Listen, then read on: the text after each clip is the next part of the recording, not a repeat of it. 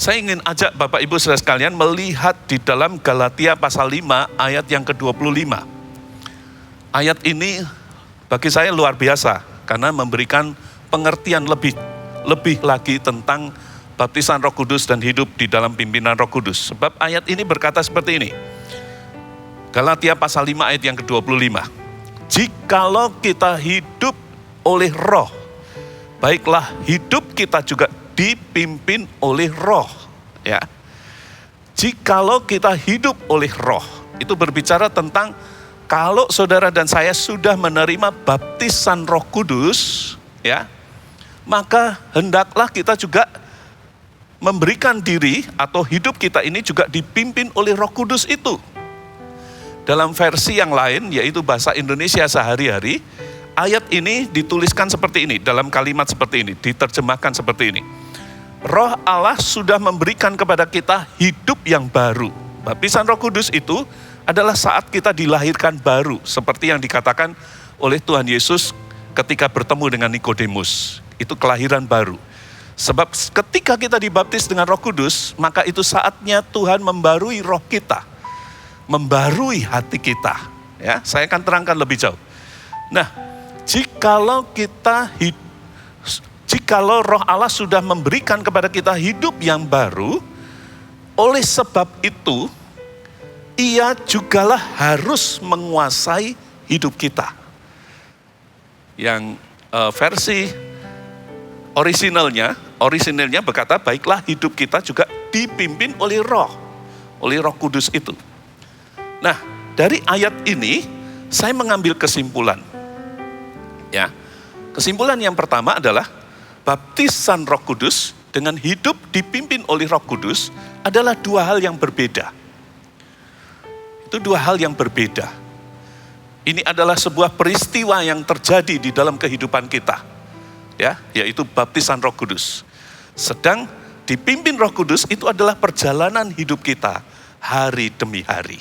Ya. Nah, kesimpulan yang kedua, itu berarti bahwa orang yang sudah dibaptis dengan Roh Kudus tidak otomatis akan hidup dipimpin oleh Roh Kudus. Nah, pertanyaannya, kenapa bisa demikian? Karena yang pertama, yang namanya baptisan Roh Kudus itu adalah respon Tuhan terhadap pertobatan manusia. Itu responnya Tuhan terhadap pertobatan manusia. Dan gambaran dari peristiwa baptisan Roh Kudus itu diceritakan di dalam cerita tentang perumpamaan anak bungsu yang terhilang. Kalau saudara melihat di dalam Lukas pasal yang ke-15, mulai dari ayat yang ke-11, tentang anak yang terhilang, anak bungsu yang terhilang. Saya yakin cerita ini tidak asing bagi saudara sekalian. Ya. Nah, kita tahu bahwa anak itu kemudian meminta warisan kepada orang tuanya, lalu kemudian meninggalkan orang tuanya, pergi jauh dari orang tuanya, hidup berfoya-foya, yang menggambarkan hidup yang jauh dari Tuhan. Ya, akhirnya dia mengalami sengsara, dan di dalam kesengsaraannya itu, dia sampai harus bekerja di peternak babi, dan peternak babinya ini rupanya bukan majikan yang baik. Kesejahteraannya tidak diperhatikan sampai dia kelaparan dan memakan makanan babi juga untuk mengisi perutnya. Dalam kondisi yang sangat sengsara itu, tiba-tiba dia ingat akan rumah bapaknya. Di rumah bapakku enggak seperti ini. Semua pegawai bapakku diperhatikan kesejahteraannya. Daripada aku mati di sini, nah itu adalah sebuah langkah pertobatan, saudara. Ya, daripada aku mati di sini, lebih baik aku pulang ke rumah Bapa untuk menjadi hamba Bapakku, karena dia merasa tidak layak lagi untuk menjadi anaknya Bapa. Ya, sehingga apa yang kemudian dia lakukan dengan pikiran yang baik itu, dia bangkit berdiri, kemudian dia melangkah untuk menuju ke rumah Bapaknya. Dan firman Tuhan bercerita bahwa belum sampai dia ke rumah Bapaknya, di dalam langkah pertobatan itu, Bapaknya sudah melihat dia dari jauh dan langsung berlari menyongsong dia dan langsung memeluknya, langsung memeluknya. Ada kehangatan penyambutan yang luar biasa. Hadirat Bapaknya dia rasakan oleh karena Bapaknya memeluk dia. Nah, tahukah saudara? Baptisan Roh Kudus itu seperti itu, saudara. Itu adalah pengalaman seseorang dipeluk oleh Bapa. Itu respon dari Bapa terhadap pertobatan saudara dan saya. Dan saya mengalaminya, itu sebuah peristiwa yang tidak akan pernah saya lupakan. Dan saya berjanji untuk tidak pernah melupakannya. Sehingga saya ingat sampai hari ini, kapan waktunya. Itu terjadi ketika saat saya berusia 18 tahun lebih 4 bulan. Tepatnya di bulan Februari tahun 1979. Jadi saudara yang mau kepo sedikit ngitung umurnya Pak Sam segini. Nah, tahun 79 itu 11 Februari sampai saya ingat waktunya, ya. Dan peristiwanya itu sampai sekarang masih saya ingat karena itu sangat berkesan pada diri saya. Saya betul-betul merasakan seperti dipeluk oleh Bapa. Hadiratnya itu begitu dekat, menyatu dengan diri saya. Saya ingat peristiwa itu terjadi ketika 11 Februari itu ada seorang pembicara, seorang misionaris yang sudah puluhan tahun berada di Indonesia, sekalipun dia orang Amerika. Dia berkhotbah di dalam bahasa Indonesia, tetapi sekalipun dia sudah menguasai bahasa Indonesia, karena bahasa Indonesia itu bukan bahasa ibunya, maka khotbahnya juga sangat sederhana di dalam bahasa Indonesia itu. Ya, tentang pilihan ketika kita masih hidup ini. Dia katakan kalau kamu mau masuk surga, kamu harus terima Yesus, karena hanya Yesus satu-satunya jalan menuju ke surga. Tapi kalau kamu mau masuk neraka, tolak Yesus. Tolak jalan itu karena tidak ada jalan lain untuk menuju ke surga. Pasti nanti kalau kamu mati masuk ke neraka. Dia katakan begitu. Dan pilihan itu hanya bisa kamu lakukan semasa kamu hidup. Kalau sudah terlambat, kalau sudah mati, terlambat sudah. Gak ada pilihan. 1 jam beliaunya berkhotbah, berkisar kepada soal pilihan itu. Saya sudah ke gereja hampir 1 tahunan. Gereja Pentakosta itu, yang alirannya Pentakosta itu. Tapi hari itu, walaupun saya sudah sering mendengar pesan itu, ketika selesai firman Tuhan disampaikan, kita diminta untuk bangkit berdiri, lalu mulai waktu pelayanan, selesai firman, ketika pujian itu dinyanyikan, saya ikut berdiri dan tutup mata sambil menyanyikan pujian. Tiba-tiba di dalam hati saya ini, saya seperti sadar akan kondisi saya yang berdosa. Segala hal yang saya ingat di dalam perbuatan-perbuatan saya yang sebelumnya di kalangan teman-teman saya, itu menjadi sesuatu yang dibanggakan satu dengan yang lain. Oh, saya sudah melakukan ini. Wah, hebat kamu ya. Tapi berapa kali kamu melakukan? Oh, baru 1 kali. Teman saya yang lain berkata, oh saya sudah 5 kali. Hebat dia ya. Nah, itu menjadi kebanggaan sehingga yang lain ingin ikut lebih hebat dari satu dengan yang lain. Nah, hari itu semua yang dipandang sesuatu yang hebat, tiba-tiba saya sadar bahwa itu tidak berkenan kepada Tuhan. Dan dalam perasaan itu tiba-tiba saya ada rasa malu yang begitu luar biasa sampai muncul rasa penyesalan. Saya kok kayak gini ya? Saya merasa tidak layak hingga saya seperti begini, saudara, di gereja itu dalam suasana penyembahan itu.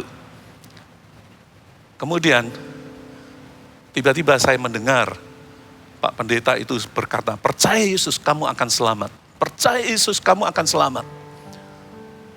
Lalu saya mulai berkata-kata, saya bertindak berkata-kata begini, Tuhan Yesus, ampuni dosaku. Aku menyesal dengan semua yang sudah aku lakukan. Ampuni, aku mau hidup bagi Engkau Tuhan. Ampuni aku Tuhan. Dan aku terima Yesus sebagai Tuhan dan Juru Selamat pribadiku. Dalam nama Tuhan Yesus. Hati saya seperti merasa sedih begitu. Tapi tiba-tiba saya merasakan seperti ada aliran seperti aliran listrik mengalir. Terus segala sesuatu yang menekan dada saya, penyesalan itu seperti terangkat naik. Dan kemudian bisa lepas keluar, lalu hati saya berubah menjadi sukacita dan saya rasakan hadirat Tuhan itu begitu dekat. Saya merasakan seperti dipeluk, saudara. Ada kehangatan secara rohani, sukacita yang luar biasa yang tidak bisa digambarkan dengan kata-kata. Jadi tangisan saya berubah menjadi penuh sukacita. Saya angkat tangan saya begini, saudara. Dan saya menyembah Tuhan, saya sembah Tuhan. Saya tidak ingin melepaskan hadirat Tuhan, saya tidak ingin melepaskan pelukan Tuhan. Sampai tiba-tiba saya merasakan pundak saya ini ditepuk dari belakang. Lalu saya dengar ada suara di telinga kiri saya itu berkata, haleluya, haleluya. Itu suara khas dari Pak Pendeta saya, saudara. Lalu saya buka mata dan saya lihat betul. Tapi kemudian saya lihat seluruh ruangan orang-orang atau jemaat sudah pada bubar semua, saudara. Saya masih menyembah Tuhan. Wow, itu pengalaman yang tidak pernah saya lupakan. Karena itu baptisan Roh Kudus adalah pengalaman kita dipeluk oleh Bapa. Seperti anak yang terhilang yang pulang ini. Lebih daripada apa yang bisa dia harapkan. Dia pulang hanya berpikir, aku sudah tidak punya hak untuk menjadi anak Bapa. Sebab aku sudah minta warisanku. Aku sudah tidak punya apa-apa di sana. Biar aku jadi hambanya Bapakku. Tapi Bapaknya memeluk dia. Lalu kemudian memberikan kepadanya jubah yang baru. Itu artinya memberi status yang baru. Kemudian memberi sepatu yang baru, itu artinya memberikan jalan hidup yang baru. Dan memberikan cincin yang baru, artinya memberikan perjanjian. Karena cincin itu artinya adalah perjanjian. Di dalam kehidupannya, Bapa merespon pertobatan anaknya. Jadi bagi saudara sekalian yang mengalami baptisan Roh Kudus, apakah saudara setuju dengan apa yang saya gambarkan? Kalau setuju, lambaikan tanganmu. Berikan kemuliaan, itu sangat berharga, amin. Sangat berharga bagi Bapak Ibu Saudara sekalian yang belum pernah mengalami baptisan Roh Kudus. Carilah, mintalah, ketuklah. Itu firman Tuhan katakan. Tuhan Yesus sendiri yang mengatakan. Carilah, maka kamu akan mendapatkannya. Ketuklah pintu, karena siapa yang mengetuk, pintu akan dibukakan bagimu. Dan mintalah, pasti engkau akan menerimanya. Lalu Tuhan Yesus mengajarkan, Bapa siapakah yang kalau anaknya minta roti akan diberi batu? Dan Bapa manakah yang kalau anaknya minta telur diberi kalajengking? Tidak ada. Lalu Tuhan Yesus menegaskan di situ, kalau kamu yang jahat aja tahu memberi yang baik untuk anakmu, apalagi Bapamu yang di surga, dia pasti akan memberikan Roh Kudus kepadamu. Ada amin? Jangan pernah putus asa. Oh, saya sudah minta lama. Rindukan, mintalah, ketuklah pintu surga itu, karena baptisan Roh Kudus itu, karunia Roh Kudus itu sudah disediakan untuk saudara dan saya. Untuk setiap orang yang sudah menerima penebusan dari Kristus. Sudah disediakan. Mintalah, carilah, ketuklah. Amin. Jangan pernah putus asa. Ya. Dan di bulan ini kita terus akan membicarakan tentang Roh Kudus. Dan diberi kesempatan untuk saudara didoakan atau berdoa minta baptisan Roh Kudus. Di kebaktian yang tadi juga ada beberapa orang yang sudah mengalami baptisan Roh Kudus, ya. Dari belum menerima baptisan Roh Kudus selama ini, kemudian mereka berdoa dan dipenuhi dengan Roh Kudus. Jadi sekali lagi, baptisan Roh Kudus adalah peristiwa kita mengalami pelukan Bapa. Dan itu adalah respon Allah kepada pertobatan manusia. Lalu bagaimana dengan dipimpin Roh Kudus? Dipimpin Roh Kudus itu adalah respon manusia terhadap kehadiran Roh Kudus di dalam diri kita. Itulah perbedaannya. Ya. Respon manusia terhadap kehadiran Roh Kudus di dalam dirinya. Jadi itu sama seperti setelah anak itu dipeluk oleh bapaknya, ya, mendapat sambutan yang begitu hangat, diberi jubah yang baru, dipakaikan jubah yang baru, dipakaikan sepatu yang baru, dipakaikan cincin yang baru, maka what's next? Apa yang selanjutnya? Yang selanjutnya dia harus merespon terhadap apa yang dilakukan oleh bapaknya. Demikian juga setelah saudara dan saya dibaptis dengan Roh Kudus, nah ingat ini, bahwa baptisan Roh Kudus bukan puncak dari seluruh perjalanan rohani kita, bukan. Tapi itu adalah awal dari sebuah perjalanan panjang yang akan kita jalani dalam kehidupan kita. Ya, belum selesai. Langkah yang selanjutnya setelah saudara dan saya dibaptis dengan Roh Kudus adalah kita membangun hidup dipimpin oleh Roh Kudus. Ada amin? Sama seperti anak yang terhilang itu, setelah dia mendapatkan kebaikan kasih karunia dari bapaknya, maka dia harus merespon semua kasih bapak ini. Caranya bagaimana? Dia harus masuk ke dalam rumah bapaknya, tinggal bersama dengan bapaknya, membangun hubungan yang lebih baik daripada sebelumnya dengan bapaknya ini. Dan membangun ketaatan kepada bapaknya. Membangun kasih kepada bapaknya. Demikian juga bagi saudara dan saya yang sudah dipenuhi dengan Roh Kudus. Berikan dirimu untuk dipimpin oleh Roh Kudus itu. Ada amin? Kalau sampai kita menolak untuk dipimpin oleh Roh Kudus, maka apa yang terjadi saudara? Tapi sebelum saya jawab ini, saya ingin katakan kepada saudara, bahwa dipimpin oleh Roh Kudus itu bukan pilihan, tapi itu adalah jalan. Jangan dianggap pilihan. Ya, sayang kalau sampai dianggap pilihan, saudara salah pandang. Sebab kalau ini dianggap sebagai pilihan, maka saudara bisa memilih antara ya dan tidak, mau dan tidak mau. Sayang saudara. Tapi pandanglah ini sebagai jalan yang disediakan untuk kita bisa membangun kehidupan yang berkenan kepada Tuhan. Sebab membangun kehidupan yang berkenan kepada Tuhan tidak akan pernah bisa dilakukan dengan kekuatan kita. Karena kita manusia yang penuh dengan kelemahan dan kekurangan. Kita adalah daging. Ya. Pergumulannya pasti tidak akan pernah bisa kita menangkan. Kita butuh Roh Kudus dalam hidup kita. Kita butuh dipimpin oleh Roh Kudus dalam hidup kita. Kalau sampai saudara dan saya menolak untuk dipimpin oleh Roh Kudus, maka apa yang terjadi?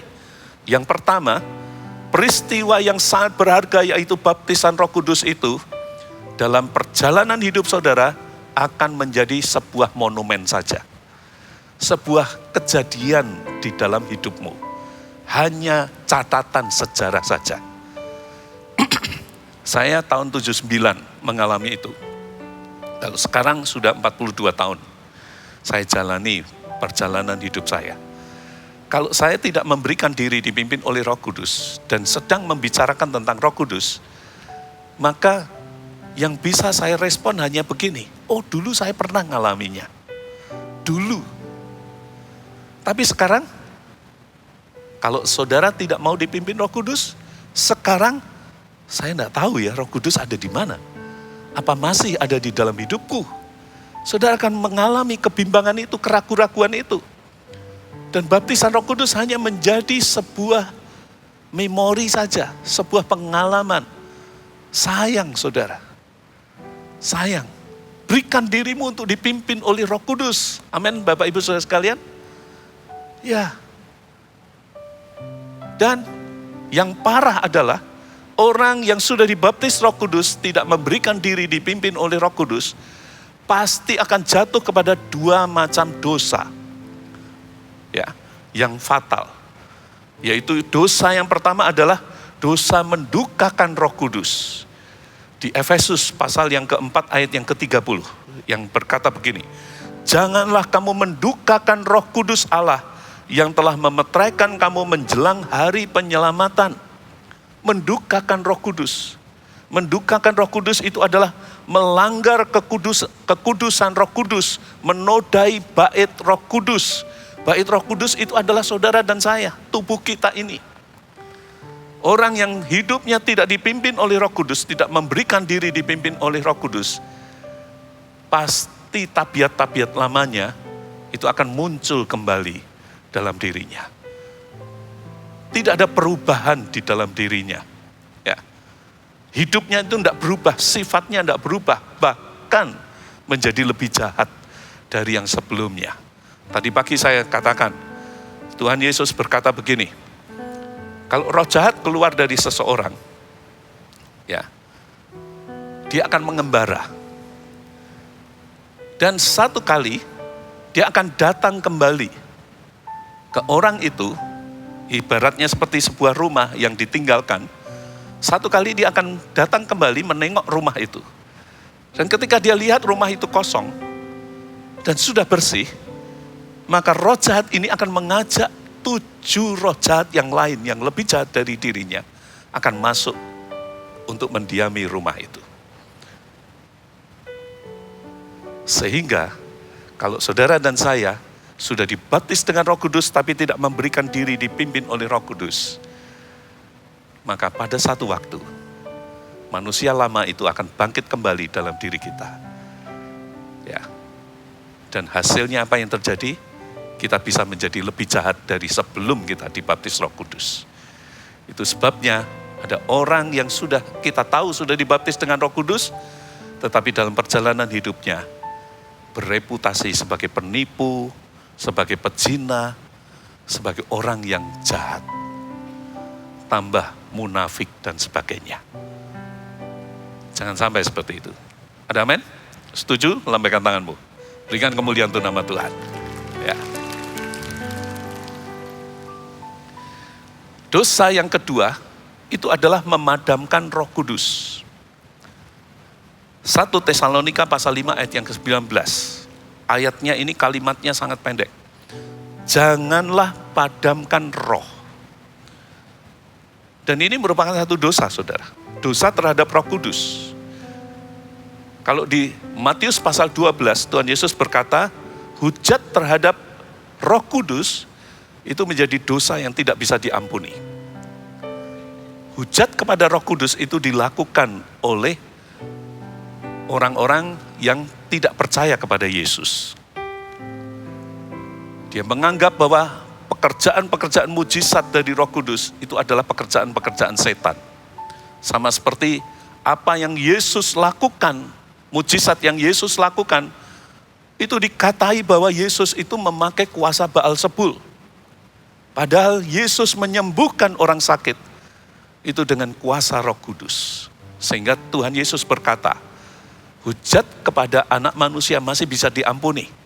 Karena mereka tidak tahu apa yang dilakukan ketika menghujat kepada anak manusia. Tetapi hujat kepada Roh Kudus, yaitu pekerjaan-pekerjaan yang nyata, mujizat-mujizat yang nyata, itu tidak akan diampuni.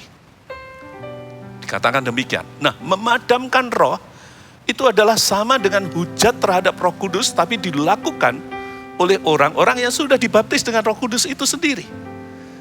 Memadamkan roh itu artinya adalah menolak pengaruh Roh Kudus di dalam dirinya. Itu sama seperti saudara sudah dinyalakan lilin di depan saudara, lalu saudara kemudian tutup dengan gantang, tutup dengan gelas, sehingga pelan tetapi pasti nyala apinya, kemudian semakin meredup, dan akhirnya mati. Saudara, untuk dipimpin oleh Roh Kudus perlu keputusan kita. Ya, perlu keputusan kita. Karena itu berhasil atau gagalnya kita hidup dipimpin Roh Kudus bukan karena sesuatu dari luar diri kita, tetapi sekali lagi juga karena kita sendiri. Pergumulannya ada di sini, bukan di luar kita. Karena itu adalah keputusan kita. Ada amin? Sehingga kalau saudara gagal untuk dipimpin oleh Roh Kudus, kita tidak boleh memakai alasan apapun. Ya, kecuali mengakui bahwa itu memang keputusan kita sendiri. Itu salah kita sendiri. Ya, keputusan kita. Sama seperti Adam dan Hawa. ketika mereka jatuh di dalam dosa, itu adalah keputusan mereka. Sehingga Tuhan tidak menerima ketika mereka beralasan, si ular itu, gak bisa. Kamu memegang buah itu dan memakan buah yang sudah kularang, itu adalah keputusanmu. Itu adalah keputusanmu. Jadi berhasil atau gagalnya hidup kita dipimpin Roh Kudus, itu pergumulannya ada di sini, bukan di luar kita. Ya, pergumulannya ada di sini. Keputusan kita, janganlah padamkan roh. Jadi kalau kita menolak untuk hidup dipimpin oleh Roh Kudus, maka kita pasti akan jatuh kepada dua dosa ini. Jangan sampai saudara, berikan dirimu untuk dipimpin oleh Roh Kudus. Orang yang sudah memadamkan roh, mendukakan roh, tandanya apa saudara? Tandanya, Efesus pasal 4 ayat 31 berkata begini, segala kepahitan, segala kegeraman, segala kemarahan, pertikaian, dan fitnah, itu muncul di dalam diri kita kembali. Semua perbuatan-perbuatan daging akan muncul juga. Ya. Sekalipun sudah dibaptis dengan Roh Kudus, kalau kita tidak hidup dipimpin oleh Roh Kudus, maka kita akan kembali berada di dalam kegeraman, kepahitan, kemarahan, pertikaian, dan fitnah. Perselisihan satu dengan yang lain. Gak selesai-selesai saudara. Hidupmu tidak akan pernah ada damai. Tuhan memberikan Roh Kudus untuk menyertai kita, supaya kita tidak akan pernah kekurangan damai sejahtera di dalam hidup kita. Amin? Jadi berikan dirimu untuk dipimpin oleh Roh Kudus. Yang setuju lambaikan tanganmu. Sekali lagi berikan kemuliaan untuk nama Tuhan. Nah, lebih jauh. Baptisan Roh Kudus tidak sama dengan dipimpin oleh Roh Kudus. Sebab tandanya juga berbeda saudara.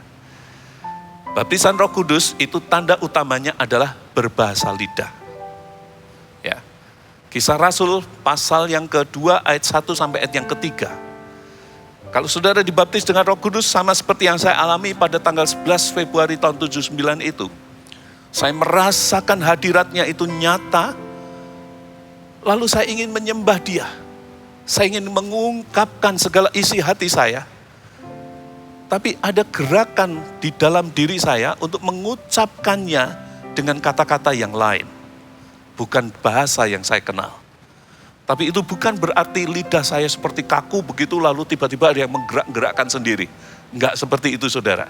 Kalau saudara nunggu seperti itu, enggak akan pernah terjadi saudara. Yang terjadi hanya saya merasa sebuah dorongan untuk mengucapkan sesuatu. Lalu saya ucapkan. Walaupun saya tidak mengerti apa itu artinya. Tapi begitu saya ucapkan, saya merasakan adanya hubungan yang menjadi semakin dekat. Seperti satu ikatan yang semakin kuat. Dan itulah bahasa lidah. Ya, itu bahasa lidah. Nah, bahasa lidah yang pada waktu baptisan Roh Kudus itu menjadi tanda dari baptisan Roh Kudus, dalam perjalanan hidup kita kemudian, itu menjadi bahasa doa kita.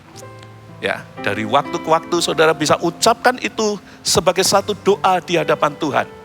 Berdoa di dalam bahasa roh. Ya, di dalam Roma pasal yang ke-8 ya, dikatakan bahwa roh itu akan berbicara melalui kita dengan keluhan-keluhan yang tidak pernah terungkapkan. Roma pasal 8 ayat yang ke-26 sampai 27. Ya. Jadi itulah yang berbicara mengenai bahasa doa kita. Ya. Nah, kalau dipimpin Roh Kudus, tandanya itu adalah buah Roh Kudus. Akan muncul buah Roh Kudus di dalam diri kita. Dan mengenai buah Roh Kudus ini, saya ingin katakan kepada saudara. Saya ingin jelaskan lebih jauh kepada saudara. Tingkat kematangan dari buah Roh Kudus ini, karena disebut dengan nama buah, itu ada tingkat kematangannya, saudara. Ya, tingkat kematangan dari buah Roh Kudus ini akan sangat bergantung kepada tingkat kepekaan dan ketaatan atau kerelaan kita untuk meninggalkan perbuatan-perbuatan daging dan hidup di dalam kekudusan. Jadi kalau saudara ingin semakin matang buah Roh Kudus di dalam diri saudara, maka itu sangat bergantung dengan tingkat kepekaan, ketaatan, dan kerelaan kita untuk meninggalkan perbuatan daging dan memberikan diri sepenuhnya untuk dipimpin oleh Roh Kudus. Nah, seberapa peka kita terhadap pimpinan Roh Kudus, itu akan ditentukan juga kepada seberapa peka kita terhadap yang namanya perbuatan-perbuatan daging. Ya, perbuatan daging itu dikatakan di dalam Galatia pasal yang kelima, ya, saya langsung kepada ayat yang ke-19-nya. Perbuatan-perbuatan daging itu adalah percabulan, kecemaran, hawa nafsu, penyembahan berhala, sihir, perseteruan, perselisihan, iri hati, amarah, kepentingan diri sendiri, percideraan, roh pemecah, kedengkian, kemabukan, pesta pora, dan masih banyak lagi daftarnya. Tapi ini intinya, ya, semua tindakan-tindakan yang dikatakan sebagai tindakan-tindakan dari kedagingan kita, hawa nafsu kita. Itu adalah dosa, ya, itu adalah dosa. Kepekaan kita terhadap Roh Kudus, terhadap pimpinan Roh Kudus, itu sebanding dengan kepekaan kita terhadap perbuatan-perbuatan daging ini. Kalau kita mengenali perbuatan-perbuatan daging ini, saudara juga pasti akan mengenali pimpinan Roh Kudus di dalam dirimu. Ya. Sebab Roh Kudus itu akan bereaksi ketika saudara dan saya mulai terpancing ke arah perbuatan-perbuatan daging ini. Setelah saudara dibaptis dengan Roh Kudus, dia akan bereaksi. Dia akan bereaksi. Nah, ketika dia bereaksi, saudara harus melatih kepekaanmu untuk mengenali reaksinya. Entah itu berupa sebuah perasaan gelisah, rasa nggak damai begitu. Ketika saudara mulai terpancing untuk ke arah itu, seperti ada yang menegur, seperti ada yang merasa tidak nyaman di dalam diri saudara. Nah, saudara harus mengenali itu. Oh, ini tidak boleh kayaknya. Ya. Oh, ini tidak boleh. Ini perbuatan daging. Maka dari kepekaan itu, saudara harus belajar untuk taat kepada pekerjaan Roh Kudus itu. Contohnya adalah cerita tentang Kain dan Habil. Ya. Cerita tentang Kain dan Habil. Saya tadi sudah ulas ini di kebaktian yang pertama. Nah, tapi saya ingin sampaikan kepada saudara sebagai satu contoh. Lihat bersama dengan saya di dalam Kejadian pasal 4 ayat 5 sampai ayat yang ke-7. Diceritakan tentang Kain seperti ini. Tetapi Kain dan korban persembahannya tidak diindahkannya. Lalu hati Kain menjadi sangat panas dan mukanya muram. Lalu perhatikan di sini mulai ada pekerjaan Roh Kudus. Dikatakan dalam ayat yang ke-6, firman Tuhan kepada Kain, mengapa hatimu panas dan mukamu muram? Jadi Roh Kudus ingin mengingatkan, hati-hati ini. Dia bereaksi di dalam diri Kain. Apakah mukamu tidak akan berseri jika engkau berbuat baik? Tetapi jika engkau tidak berbuat baik, dosa sudah mengintip di depan pintu. Ia sangat menggoda engkau, tetapi engkau harus berkuasa atasnya. Pasti ada nasihat di situ. Pasti ada nasihat. Jangan, lebih baik ini. Yang sering saya alami adalah Tuhan tuh munculkan ayat-ayat firman Tuhan. Memang tidak disebutkan di mana ayatnya, tetapi saya tahu itu adalah ayat firman Tuhan. Satu kali ada orang yang ingin membuat celaka saya, ya, tapi kemudian dia sendiri yang jatuh kepada rencana yang jahat itu.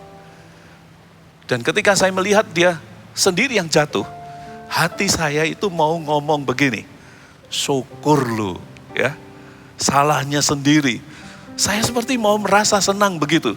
Tiba-tiba Roh Kudus itu seperti ngomong begini, Jangan kamu beria-ria kalau lawanmu jatuh. Supaya jangan Tuhan melihat itu sebagai kesalahan. Oh, langsung saya berhenti, saudara.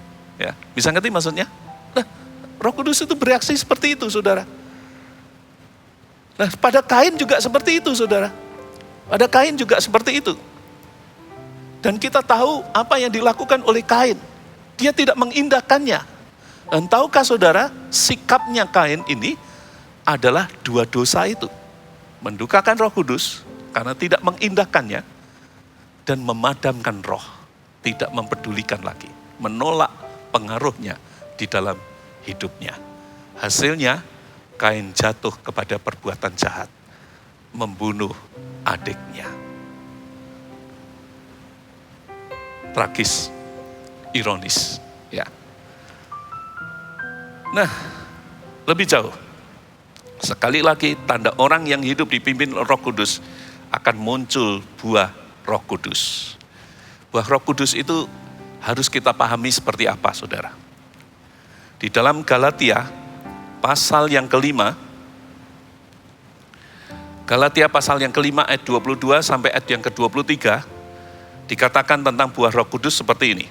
Tetapi buah roh ialah kasih, sukacita, damai sejahtera, kesabaran, kemurahan, kebaikan, kesetiaan, kelemah lembutan, dan penguasaan diri. Tidak ada hukum yang menentang hal-hal itu. Ya. Nah, bagaimana kita memahami tentang buah roh? Ya, tentang buah roh. Saya mendengar pengajaran-pengajaran tentang buah roh, dan saya mendapatkan kesimpulan seperti ini. Ada yang mengajarkan bahwa buah roh itu adalah 9 buah. Tolong dimunculkan ya gambarnya seperti ini. Seperti satu piring dengan 9 macam buah. Kasih, sukacita, kesabaran, kemurahan, damai sejahtera, kelemah lembutan, penguasaan diri, kesetiaan, dan kebaikan.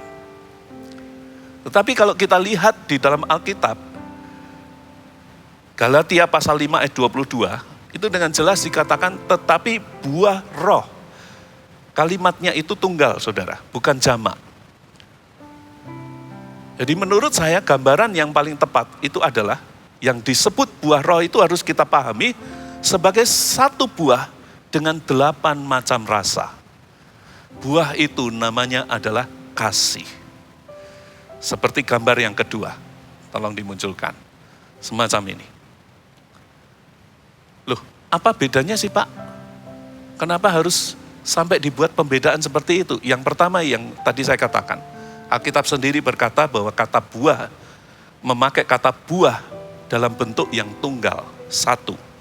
Ya. Lalu kalau memakai gambaran seperti satu piring dengan 9 macam buah, kemudian dibandingkan dengan satu buah dengan 8 macam rasa, apa efeknya untuk kita? Oh, ada efeknya, saudara. Kalau saudara lihat gambar yang pertama, tolong munculkan gambar yang pertama. Tolong munculkan gambar yang pertama.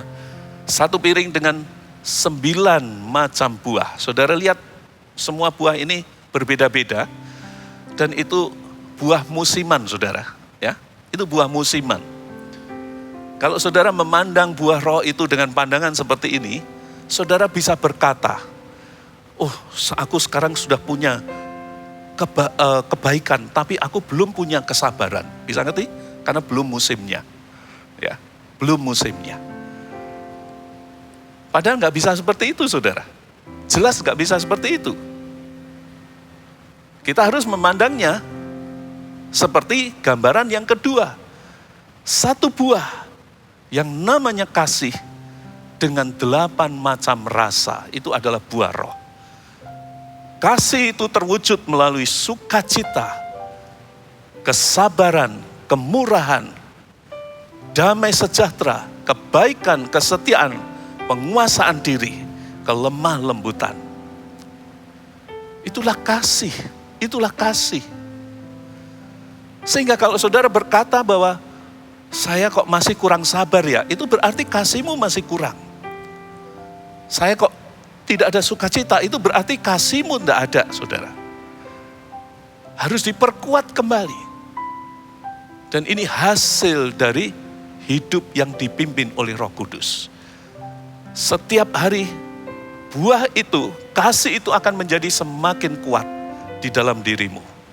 Dan kalau kasih itu menjadi semakin matang di dalam dirimu, maka saudara juga akan dipenuhi dengan sukacita.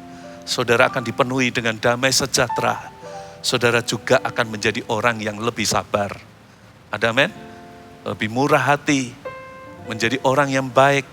Orang yang baik itu artinya orang yang berintegritas. Ya, tidak apa yang diomongkan berbeda dengan apa yang di dalamnya. Apa yang ditampilkan berbeda dengan apa yang sebenarnya. Enggak seperti itu lagi. Itu adalah orang yang baik. Orang yang benar, hidup di dalam kebenaran. Penuh dengan penguasaan diri. Dan itulah kasih. Dan saya mau katakan kepada saudara, kasih itu adalah dimensi dari yang disebut kuasa Roh Kudus. Dalam Kisah Para Rasul pasal yang pertama, ayat yang ke-8 dikatakan, tetapi kamu akan menerima kuasa kalau Roh Kudus turun ke atas kamu. Dan kamu akan menjadi saksiku di Yerusalem, Yudea, Samaria, sampai ke ujung bumi. Kata kuasa itu seringkali hanya digambarkan atau dibayangkan, diterangkan itu hanya sebagai kuasa untuk melakukan mujizat. Tapi saya mau katakan kepada saudara bahwa dimensi dari kata kuasa di dalamnya, itu adalah juga kasih. Pada dasarnya kasih. Jangan pernah meremehkan kasih. Ya. Kasih itu kuasanya luar biasa. Yesus memenangkan saudara dan saya oleh karena kasih. Bukan oleh karena mujizat, tetapi oleh karena kasih. Ya, oleh karena kasih. Itu adalah kuasa Allah. Kasih itu adalah kuasa Allah. Ada satu kutipan yang saya sangat senang sekali. Dan ini kutipan menurut saya berasal dari dari pandangan Kristen atau nilai Kristen. Sebab dikatakan seperti ini, kutipan ini memang diungkapkan oleh Martin Luther King Jr. kayaknya. Ya, saya ingin tunjukkan kepada saudara. Dia mengatakan begini, kegelapan tidak bisa dikalahkan dengan kegelapan, hanya bisa dikalahkan dengan terang. Kebencian tidak bisa dikalahkan dengan kebencian. Kebencian, kalau dilawan dengan kebencian, hanya menjadi seri balas dendam dari waktu ke waktu. Seperti film silat, tidak ada selesai-selesainya, saudara. Karena kebencian tidak bisa dikalahkan dengan kebencian. Hanya kalah dengan kasih. Ada amin? Setuju dengan hal ini? Amin? Lambaikan tanganmu kalau sudah setuju. Berikan kemuliaan untuk nama Tuhan. Ya. Saya mau tutup dengan sebuah cerita. Memang ini hanya sebuah cerita, tetapi saya rasa ini bisa menggambarkan situasi di dalam kehidupan ini. Ceritanya begini, saudara. Nah, karena cerita, saya mulai dengan kata Alkisah. Ya. Alkisah pada zaman dahulu di sebuah desa, hiduplah keluarga pemburu dan peternak. Dan mereka saling bertetangga, hanya dipisahkan pagar saja. Untuk berburu, si pemburu ini memiliki anjing-anjing pemburu. Dia pelihara anjing-anjing pemburu yang dibawa kalau dia pergi berburu. Tapi kalau dia di rumah, anjing-anjing ini rupanya kurang terlatih dan si pemburu itu juga tidak memperhatikannya, dibiarkan berkeliaran saja di halaman. Ya. Sehingga apa yang terjadi? Kadangkala anjing pemburu yang galak ini melompat pagar, memasuki halaman tempat peternakan dari si peternak itu, peternak domba, dan melukai domba-domba dari si peternak ini. Si peternak ini sudah mencoba untuk ngomong pada si pemburu yang sebetulnya adalah tetangganya. Dia ngomong, "Mbok, kalau di rumah anjing-anjingmu itu dikandangi ini loh, domba-dombaku digigiti sama dia."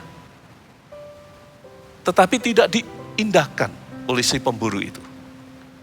Hingga satu hari anjing pemburu itu masuk ke peternakan itu dan melukai dengan parah seekor domba.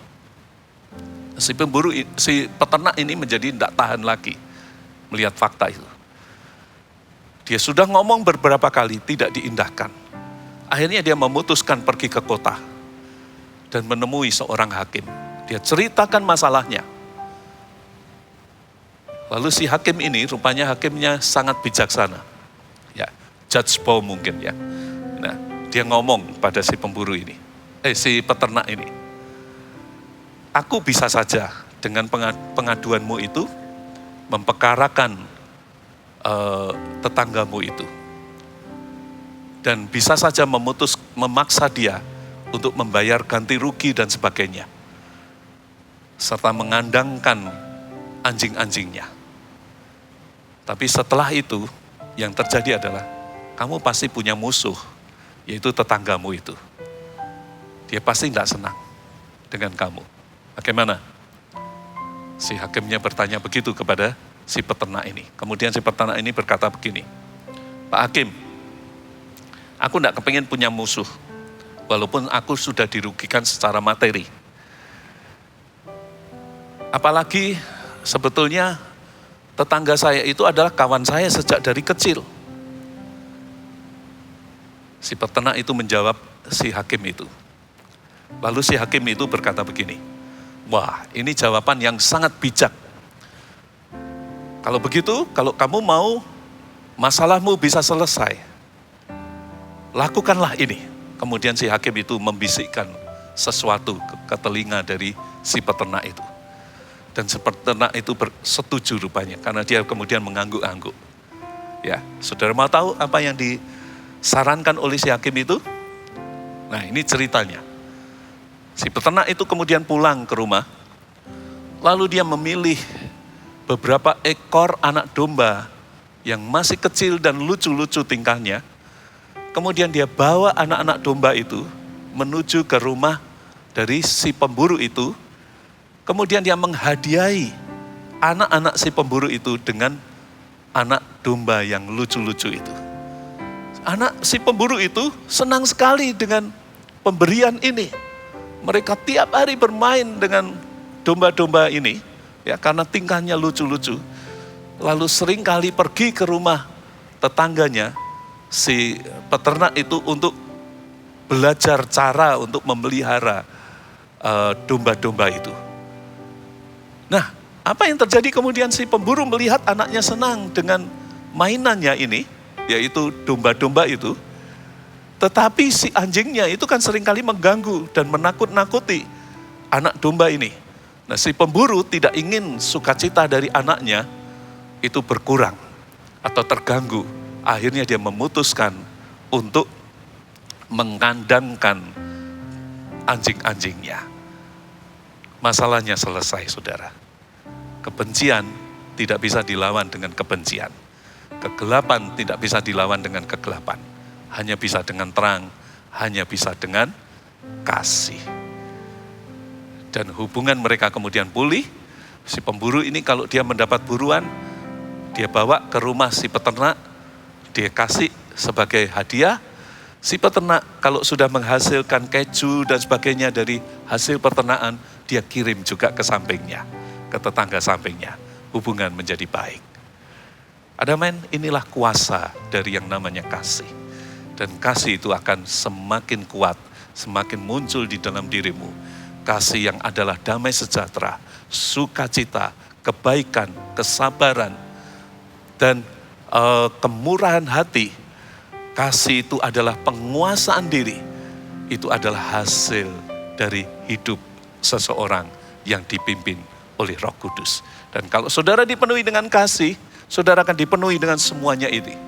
Hidupmu tidak akan pernah kekurangan damai sejahtera, tidak akan pernah kekurangan sukacita.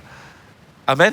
Tetapi kalau engkau tidak mau dipimpin oleh Roh Kudus, tidak heran engkau akan selalu bergumul dengan masalahmu.